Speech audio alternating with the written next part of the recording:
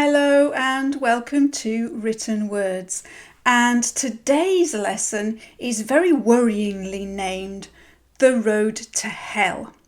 So let me explain why I've given the lesson that name. We're going to talk in this lesson about adverbs.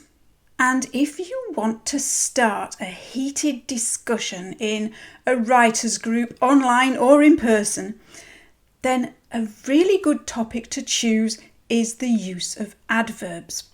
In the writing community, people tend to have very strong opinions about adverbs. Opinions will range from one extreme to the other. Some people will say, use as many as you like, it's entirely up to you, you're the author, it's your choice.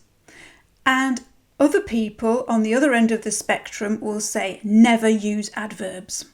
And that side of the argument is very often backed up by an often misquoted line from Stephen King.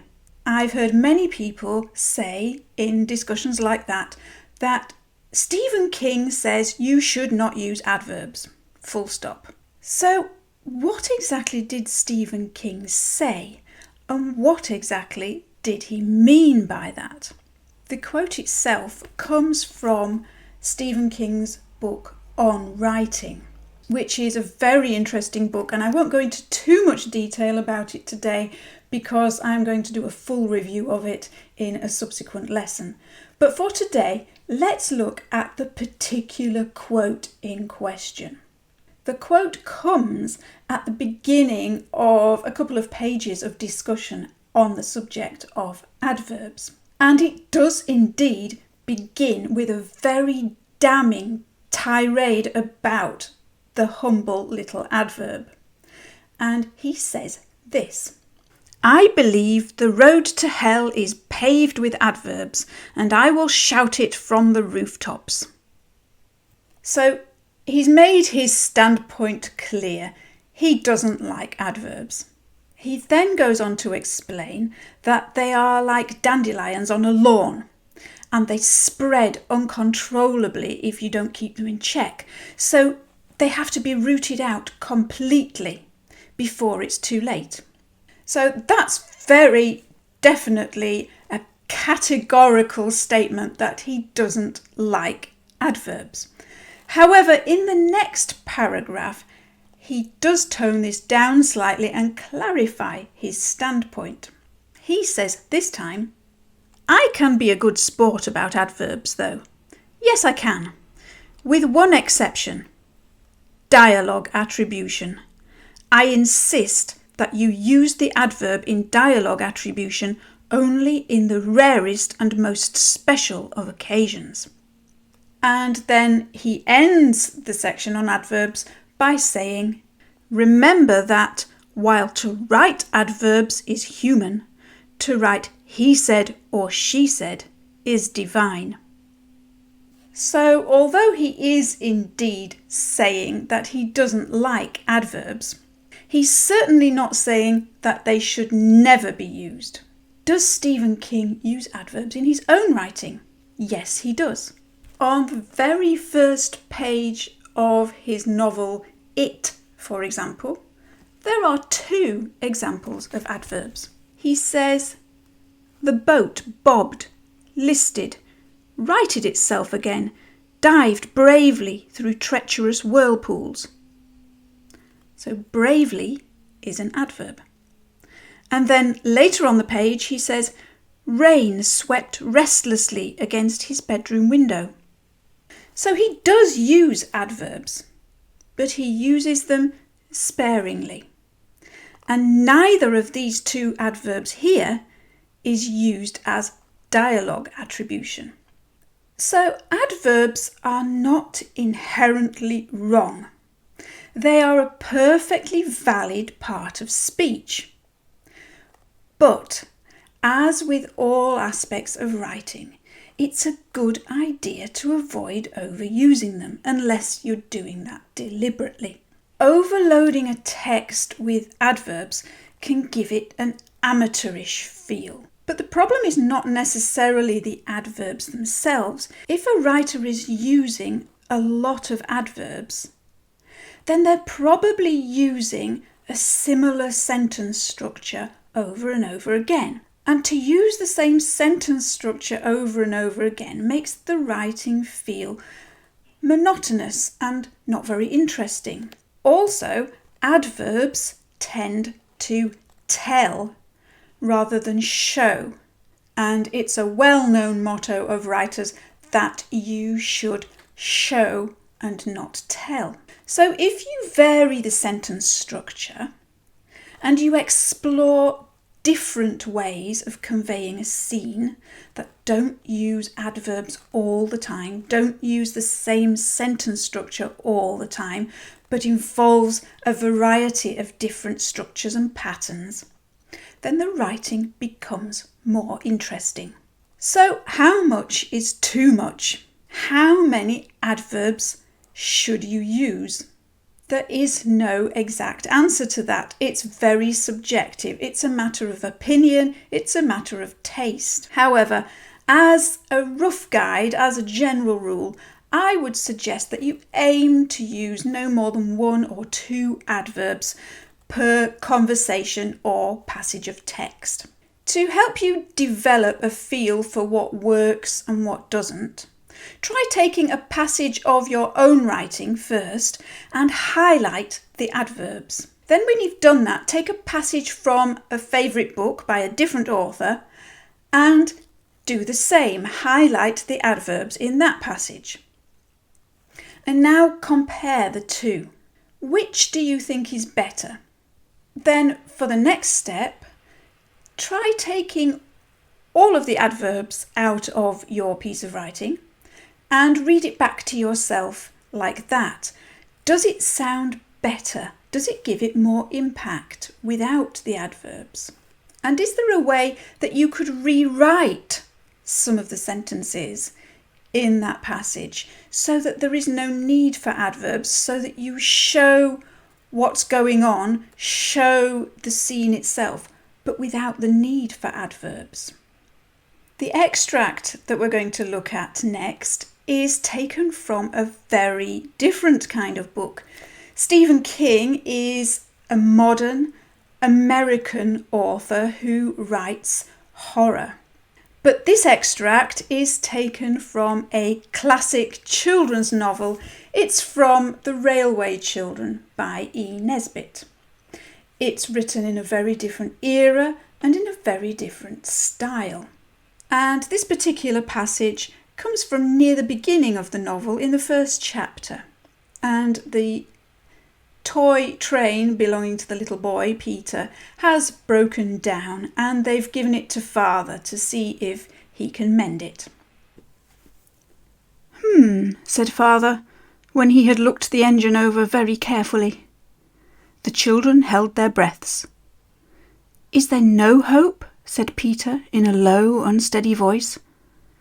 Hope? Rather, tons of it, said Father cheerfully.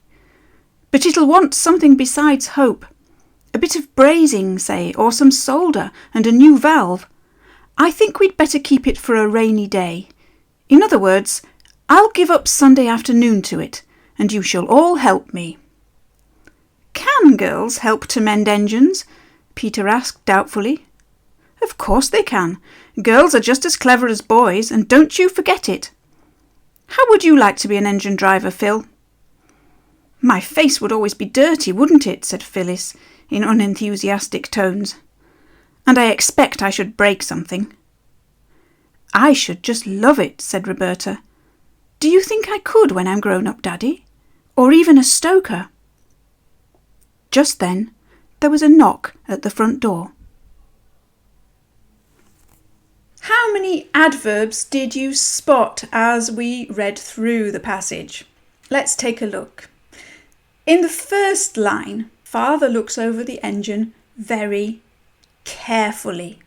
Carefully being an adverb. Then he responds to Peter's question cheerfully. And then Peter asks another question and he asks it doubtfully. So there are three very clear adverbs in this short passage. So clearly, Nesbit doesn't have quite such a hang-up about adverbs as Stephen King does. But does that make The Railway Children a bad piece of writing? Obviously not. The Railway Children is a very well-loved book. It has been read by lots of people over many generations and probably will continue to do so. It's been adapted for film and TV. It's a very popular book. However, it was written a very long time ago, and the way we do things does change over the years. We wear different clothes, we have different ways of going about our lives, and the way people write changes over the years. So Nesbit was living in a different era to Stephen King, and readers' expectations would have been different then too. So whether you think that there are too many adverbs in this passage, or whether you think it's a perfectly acceptable amount, is entirely up to you. It depends on your preferences and what you like. Despite the fact that there are three adverbs in this passage, the author does, however, vary the sentence structure. The author does use other techniques in other parts of the text so that adverbs are not always used. Adverbs are not used in every line of speech. It isn't completely overloaded with adverbs.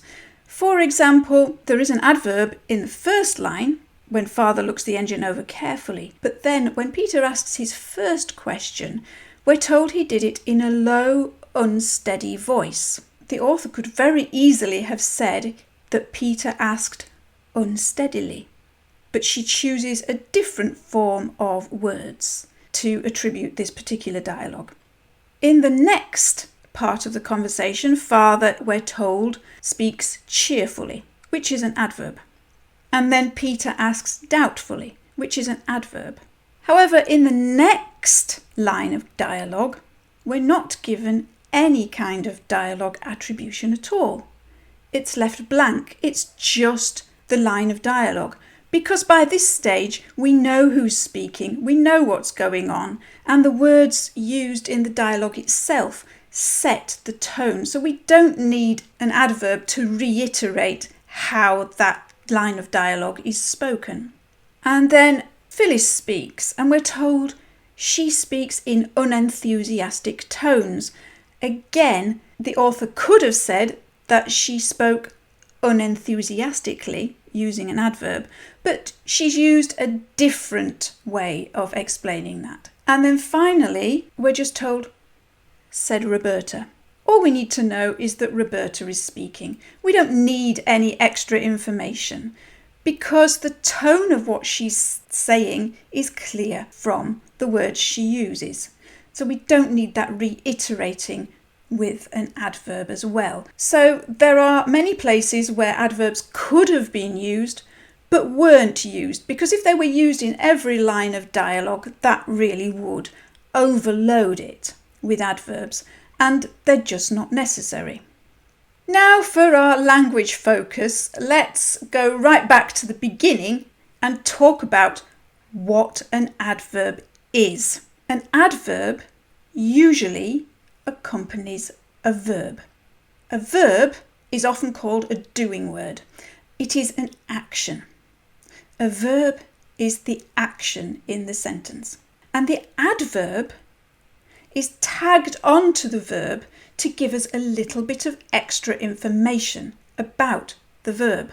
So the verb tells us what the action is, and the adverb tells us how the action is done. For example, the car sped noisily down the road.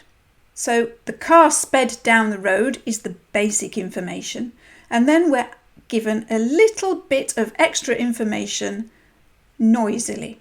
So noisily is the adverb, which goes with sped, which is the verb. in the sentence, he trudged laboriously up the hill. Trudged is the verb, it's the action. But how was the action done? It was done laboriously. So laboriously is the adverb, giving us a little bit of extra information about how he was trudging. Adverbs are often very easy to spot in English because a large number of them end in ly.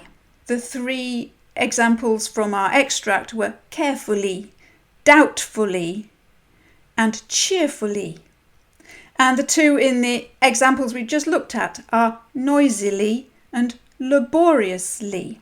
So they're very easy to spot. And Stephen King mentioned adverbs used for dialogue attribution. So when they're used for dialogue attribution, they are describing how a person is speaking. So they usually go with some kind of dialogue tag such as said, answered, explained, and so on.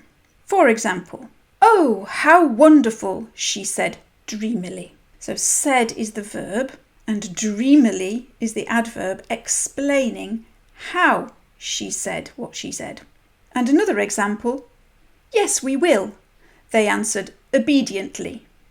So answered is the verb and obediently is the adverb explaining how they answered. So now it's time for you to have a go. And for our writing prompt, you're going to plan a holiday. Think of two characters, real or imaginary, who have met up for coffee and they are discussing their plans for a holiday together. Write the scene in the coffee shop using a mixture of dialogue and description, but aim to use no more than 2 adverbs in total. See if you can find other ways of structuring your writing so that adverbs are not necessary. Do consider taking a look at the worksheet for this lesson, which contains all the points we've discussed in the lesson, as well as a copy of the extract, some questions, the language focus, the writing prompt, and a couple of ideas for further reading.